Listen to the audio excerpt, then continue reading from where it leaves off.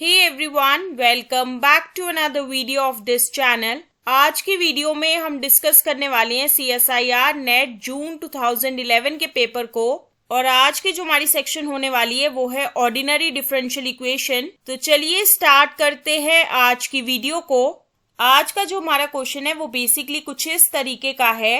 इस क्वेश्चन में बेसिकली हमें एक इनिशियल वैल्यू प्रॉब्लम दी गई है जिसमें हमें एक ऑर्डिनरी डिफरेंशियल इक्वेशन दी गई है जो कि कुछ इस तरीके की है। u डैश ऑफ t जो है वो बराबर होगा p of u of t के, जहाँ पे p जो है वो हमें दिया गया है एक पॉलिनोमियल जिसकी डिग्री जो है वो बराबर है n के, और इस केस में n जो है वो ग्रेटर देन इक्वल टू 2 है। और इस डिफरेंशियल इक्वेशन के साथ ही हमें एक इनिशियल कंडीशन दी गई है कि u ऑफ 0 जो है वो 1 के बराबर होगा।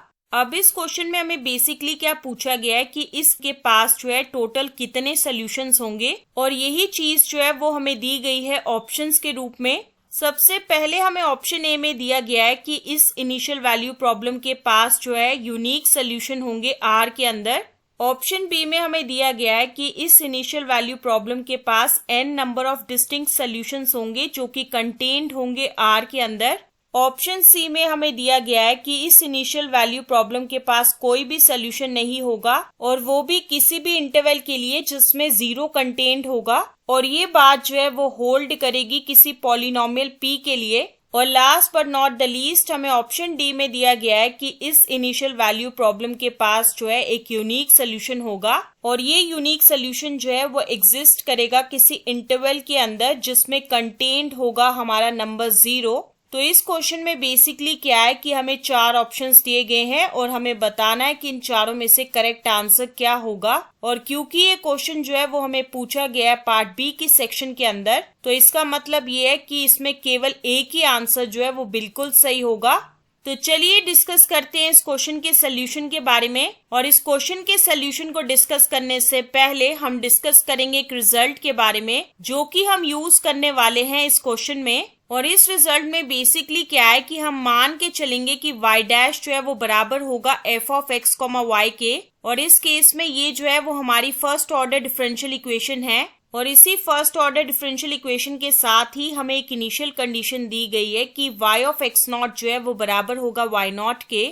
सबसे पहले की पॉइंट में हम डिस्कस करेंगे एग्जिस्टेंस थ्योरम के बारे में, और इसमें ये चीज है कि अगर ऐसा हो जाता है कि f ऑफ x, y जो है वो एक कॉन्टिन्यूअस फंक्शन है हमारे किसी रीजन R के अंदर, और इस रीजन R के अंदर कंटेन्ड है हमारा point x not, y not, तो उस टाइम पे जो सोल्यूशन होगा हमारी इस इनिशियल वैल्यू प्रॉब्लम का वो एग्जिस्ट करेगा किसी ओपन इंटरवल I के अंदर, और ये ओपन इंटरवल I जो है वो कंटेन कर रहा होगा हमारा पॉइंट x नॉट। की पॉइंट 2 में जो है हम डिस्कस करेंगे यूनिकनेस थ्योरम के बारे में, और इसमें बेसिकली क्या है कि अगर ऐसा हो जाता है कि f ऑफ x, y और साथ ही साथ del f divided by del y, ये दोनों के दोनों जो है वो कॉन्टिन्यूअस है किसी रीजन R में, और ये रीजन R जो है वो कंटेन कर रहा है हमारा पॉइंट x नॉट, तो उस टाइम पे जो सोल्यूशन होगा हमारी इनिशियल वैल्यू प्रॉब्लम का वो बेसिकली यूनिक होने वाला है किसी ओपन इंटरवल I में, और इस ओपन इंटरवल I में जो है हमारा कंटेन कर रहा होगा पॉइंट x नॉट। तो ये वो रिजल्ट है जो कि हम यूज करेंगे आज के क्वेश्चन में।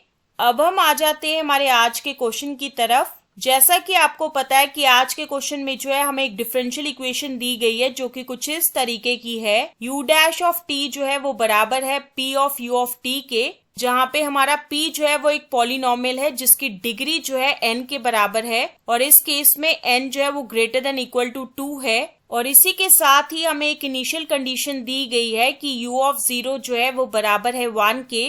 जैसा कि हम जानते हैं कि हमारा पॉलिनोमियल p और साथ ही साथ del p divided by del t, ये दोनों के दोनों जो है वो कॉन्टिन्यूअस होते हैं हर एक जगह, और जिसका मतलब ये है कि ये दोनों के दोनों जो है वो कॉन्टिन्यूअस होंगे किसी रीजन R में। तो एग्जिस्टेंस एंड यूनिकनेस थ्योरम के मुताबिक हम ये चीज कह पाएंगे कि हमारी जो गिवन इनिशियल प्रॉब्लम है उसके पास यूनिक सोल्यूशन होंगे किसी ओपन इंटरवल I में, और ये ओपन इंटरवल I जो है वो कंटेन कर रहा होगा हमारा पॉइंट 0, और ये बात जो है वो मैच कर रही है हमारे ऑप्शन डी से। तो इसी वजह से जो है ऑप्शन डी जो है वो आंसर होगा इस क्वेश्चन का।